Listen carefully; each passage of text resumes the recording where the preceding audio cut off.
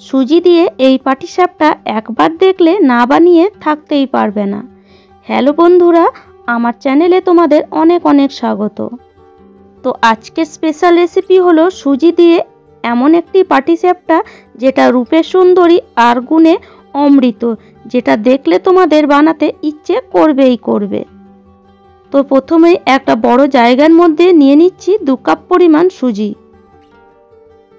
এবার একটা মিক্সির বাটি নিয়েছি আর ওই বাটির মধ্যে সুজিটাকে ঢেলে দেব। আর সুজিটাকে একদম মিহিন পেস্ট তৈরি করব। যেমন সাধারণত ময়দা হয় ঠিক সেরকমই কিন্তু পেস্টটা তৈরি করতে হবে। দেখো চামচ দিয়ে আমি দেখিয়েও দিচ্ছি, একদম মিহিন পেস্ট কিন্তু তৈরি হয়েছে। তো যখন এরকম পেস্ট হয়ে যাবে তখন ওই বাটির মধ্যে আবার সুজিটাকে ঢেলে দিচ্ছি। এবার এই সুজির মধ্যে দিয়ে দেব 1 কাপ পরিমাণ ময়দা আর দিয়ে দিচ্ছি 2 চামচ চিনির গুঁড়ো। চিনিটাকে আমি মিক্সিতে গুঁড়ো করে নিয়েছি, তোমরা এমনিও ব্যবহার করতে পারো। আর দিয়ে দিলাম পরিমাণ মতো লবণ। এবার সব জিনিসগুলোকে ভালো করে একটা হাতা দিয়ে মিশিয়ে নিচ্ছি। ভালো করে মেশানো হয়ে গেলে এবার এর মধ্যে অল্প অল্প জল দিয়ে একটা ব্যাটার তৈরি করতে হবে। আর এই পাটিসাপটা বানাতে সময় একদমই লাগে না, খুব কম সময়ের মধ্যে আর খুব সহজেই তৈরি হয়ে যায়। আর দেখতে এত সুন্দর যে এটা যাকেই তুমি খাওয়াও না কেন সে অবশ্যই জিজ্ঞেস করবে কিভাবে এটা তুমি বানালে। তো এইভাবে অল্প অল্প জল দিয়ে প্রথমে ব্যাটারটাকে ভালো করে হাতা বা চামচ দিয়ে মিশিয়ে নিতে হবে। আর বন্ধুরা, আমার রেসিপি যদি তোমাদের ভালো লাগে তাহলে অবশ্যই একটি লাইক করে দিও।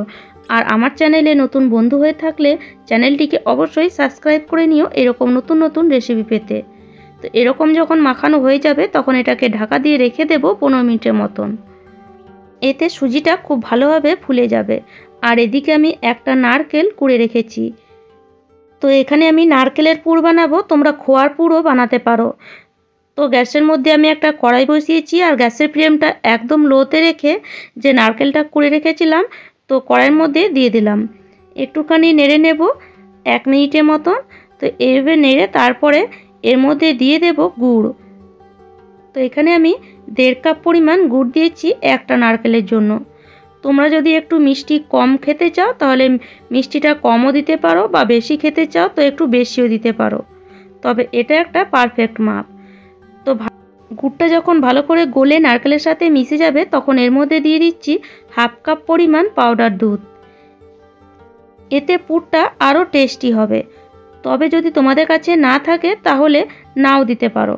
তো ভালোভাবে পাউডার দুধটা নারকেলের সাথে মিশিয়ে নিচ্ছি। আর যখন পুরটা এরকম তৈরি হয়ে যাবে তখন গ্যাসটা অফ করে দেব। এবার চলো 15 মিনিট পর যে সুজির ব্যাটারটা বানিয়ে রেখেছিলাম দেখো কতটা ঘন হয়ে গেছে। তো এর মধ্যে আবার আমি কিছুটা জল দিয়ে দিলাম। আর জল দিয়ে আবার এটাকে ভালো করে মিশিয়ে নেব। এই যে পাটিসাপটার ব্যাটারটা খুব ঘন হবে না আর খুব পাতলাও হবে না, ঠিক দেখো এই রকম। তো যখন এইভাবে ব্যাটারটা তৈরি হয়ে যাবে তখন আর একটা বাটি নিয়েছি আর বাটির মধ্যে কিছুটা ব্যাটার আমি বের করে নিচ্ছি।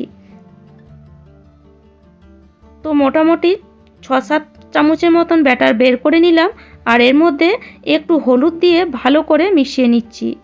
তো এখানে আমি রঙের জন্য হলুদটা দিলাম, তোমরা যদি ফুড কালার ব্যবহার করতে চাও তাহলে ফুড কালারও দিতে পারো। তবে আর ভালো করে এইভাবে মিশিয়ে নিয়ে তারপরে এই ব্যাটারটা ঢেলে নেব একটা এরকম বোতলের মধ্যে। তো ঢালার জন্য একটা ফন্দেল এইভাবে বোতলের মধ্যে লাগিয়ে তারপরে ব্যাটারটাকে ঢেলে নেব। অনেকেই ফুড কালার ব্যবহার করতে চায় না, তাই আমি এখানে হলুদ দিয়ে দেখিয়েছি। আর হলুদ দিয়ে যদি এভাবে বানাও কালার কিন্তু খুব সুন্দরই হবে। তো দেখো এখানে আমি একটা ফুটো করে নিয়েছি ঢাকনার মধ্যে। এবার চলো পাটিসাপটাগুলো বানানো যাক। তো গ্যাসের উপরে তাওয়া বসিয়ে তাওয়াটা প্রথমে ভালো করে গরম করে গ্যাসের ফ্লেমটা মিডিয়ামে করে তারপরে হালকা তেল ব্রাশ করে নিলাম। আর এইভাবে প্রথমে যে বোতলের মধ্যে ব্যাটারটা ভরেছিলাম একদম জিলাপির আকারে এইভাবে একটা ডিজাইন বানিয়ে দিচ্ছি। তো দেখো ঠিক জিলাপি যেমন বানাই আমরা ঠিক সেরকম। এটাকে মোটামুটি 1-2 মিনিটের মতন এটাকে শুকিয়ে নেব। তো যখন এটা উপর থেকে শুকে যাবে, এর উপরে সাদা ব্যাটারটাকে এইভাবে ঢেলে দিয়ে তারপরে তাওয়াটাকে এইভাবে চারিদিকটা করলে ব্যাটারটা পুরো হলুদ ব্যাটারের ওপর চারিদিকে হয়ে যাবে। বা তোমরা ডাবু দিয়েও চারিদিকে করে নিতে পারো। এবার এটাকে ঢাকা দিয়ে দেব 1 মিনিটের মতন। 1 মিনিট পর দেখো ওপরটা একদম শুকিয়ে গেছে। তো এর উপরে আমি এই যে নারকেলের পুরটা বানিয়েছিলাম তো সেটাই দিয়ে দিলাম। এবার এইভাবে ভাঁজ করে নিচ্ছি, ঠিক রোলের মতন ভাঁজ করে নিতে হবে। আর পাটিসাপটা পিঠা তো আমাদের বাঙালিরা সবাই মোটামুটি জানি।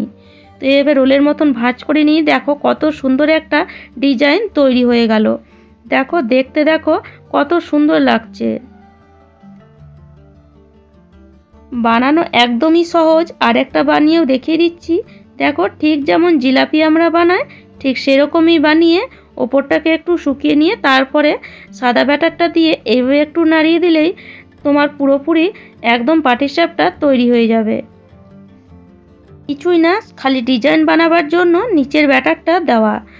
এতে কি হবে, যদি বাচ্চাদেরকে দাও এটা খেতে, তারা কিন্তু যদি না খেতে চায় তো এই ডিজাইন দেখে কিন্তু খুব মজা করে খাবে।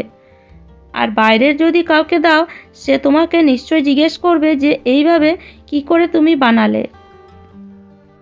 খুবই সহজ পদ্ধতি, তবে দেখতে কিন্তু খুবই সুন্দর আর খেতেও কিন্তু একদম অমৃত। দেখো কত সহজে আবার একটা আমি বানিয়ে ফেললাম। তাহলে চলো একদম আলাদাভাবে একটা সুন্দর পাটিসাপটা পিঠা একদম রেডি। তো চলো এবার কেটেও আমি তোমাদেরকে দেখিয়ে দিচ্ছি। ভেতরের পুরটাও কিন্তু খুব সুন্দর হয়েছে আর দেখো কত সুন্দর লাগছে। আর এইভাবে পাটিসাপটা পিঠে বানালে যে পিঠে খেতে পছন্দ করে না সেও কিন্তু মজা করে খাবে। তাহলে আশা রাখি বন্ধুরা আজকের রেসিপিটি তোমাদের ভালো লেগেছে আর বাড়িতে একবার অবশ্যই বানিয়ে খেয়ে দেখো।